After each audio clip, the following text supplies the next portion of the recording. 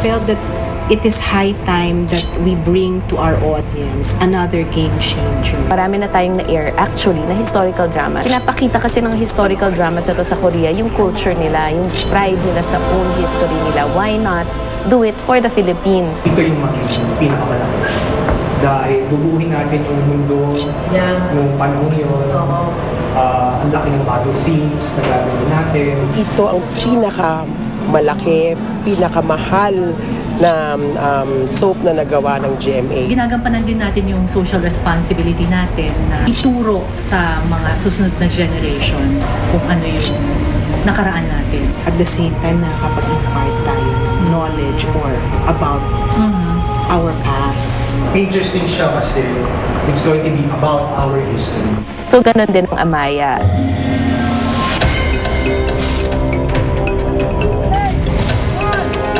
Walang titiyan! Beautiful!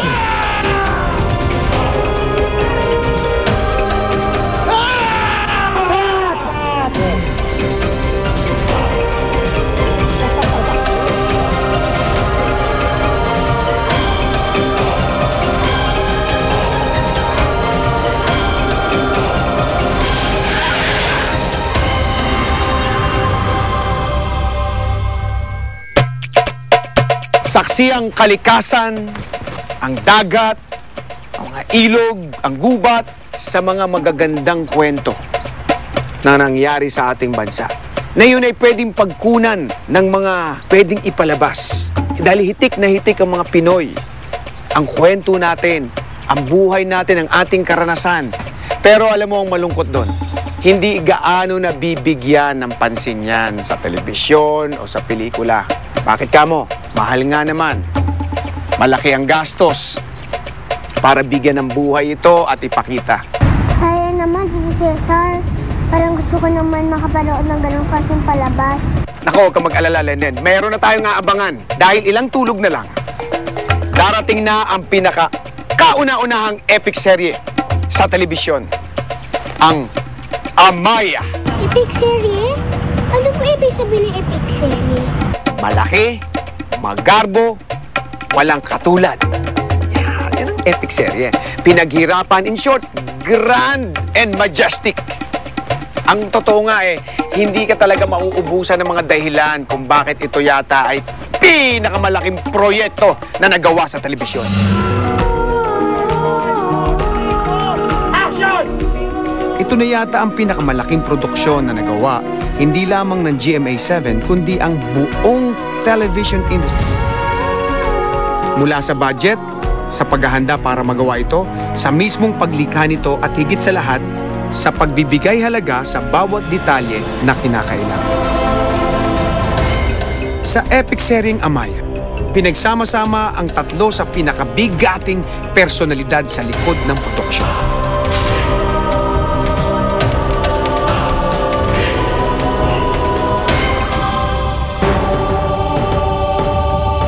O lahat po ng warriors, dito na po pumila na para mabihisa na kayo.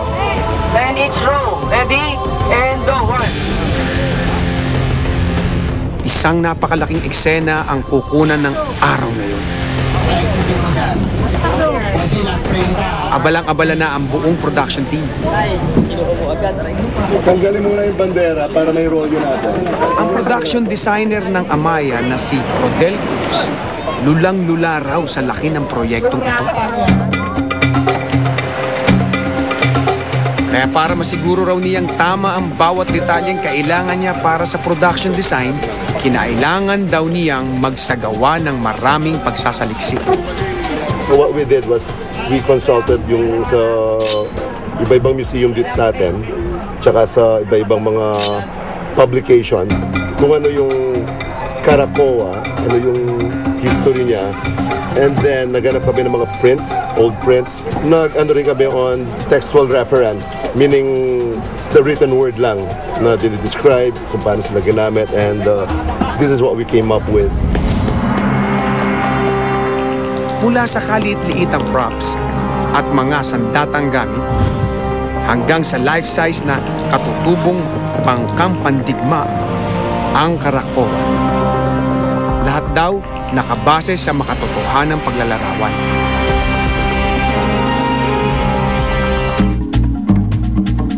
And what you see here, the main structure of the Karakoa, dito nakaupo basically yung Raha or the leader sa gitna, surrounded by his uripons or slaves and warriors. Everything, the sets, props, costumes, everything, down to the last detail. Everything has to be made from scratch, down to the pottery, believe it or not. Pottery, baskets. These are drums, these are war drums. Everything has to be designed historically correct.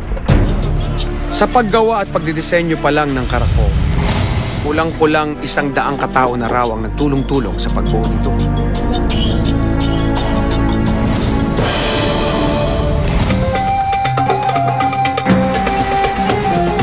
Pagdating naman sa costume,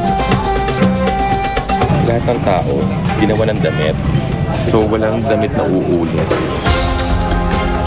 sigurado raw magniningning ang bawat tauhang gaganap sa Amaya. Dahil bawat isa sa kanila, mistula raw mababalutan ng ginto sa kanilang mga costume at accessory.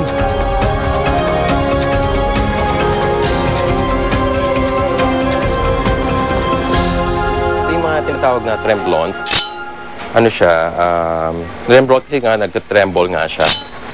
Ito yung mga accessory na ginagamit ng mga babae sa Southeast Asia. So regional to. Para mas maging makatotohanan daw ang bawat pagganap ng mga karakter sa Amaya, kailangan personalized o sadyang ginawa lang ang damit at aksesorya para sa isang tauhan. May kahon kami, bawat character, sa bawat appearance nila. Nandito lang lahat ng mga alahas ni Between. So for continuity purposes din, ino-organize namin sa sobrang dami ng mga damit. Dahil isang truck na yung damit namin ngayon, week 1 pa lang, at isang van na yung mga alahas alahas pa lang yun. Ready, and go! Ayan, ganyan na. O, isa pa nga. Balik sa posisyon. Napakahalaga raw ng paggamit ng iba't ibang accessory sa epic seryang ito. Dahil sa pamamagitan pa lang ng mga burloloy na ito, makikilala na raw ang bawat karakter sa Amaya. Bahagi rin ng special costume ang iba't ibang tato na itinatatak sa katawan ng mga tauhan. Kung ang isang bangka o barko ay minamaniobra ng isang kapitan, ang isang higanteng produksyon naman, tulad ng Amaya, ay pinangungunahan ng maituturing din na captain of the ship, ang direktor sa katauhan ni Direk Mac Alejandre. Itong Karakoa, pipina dyan sa bangkang yon, ayun yung camera. Wala tayong ititirang buhay! Sa kanyang isip, napagtagpi-tagpi at nabubuo ang bawat eksena.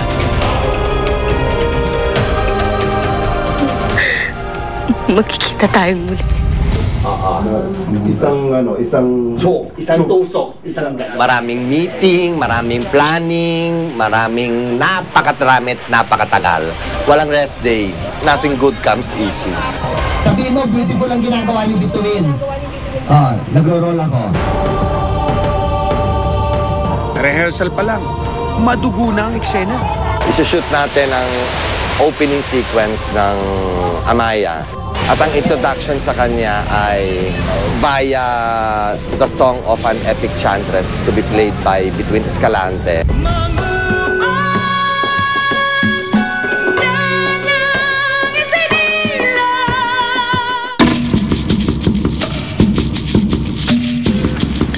Kahit pa nga inabutan na ng dilim ang production team ng Amaya, hindi pa rin yun naging dahilan para tumigil sa kanilang makasaysayang paglalayag. Nakakapagod, nakakahilo, pero masarap sa dibdib. Masarap kasi lahat ng pinagplanuhan namin ng pagkahaba-habang panahon, it is slowly coming to reality.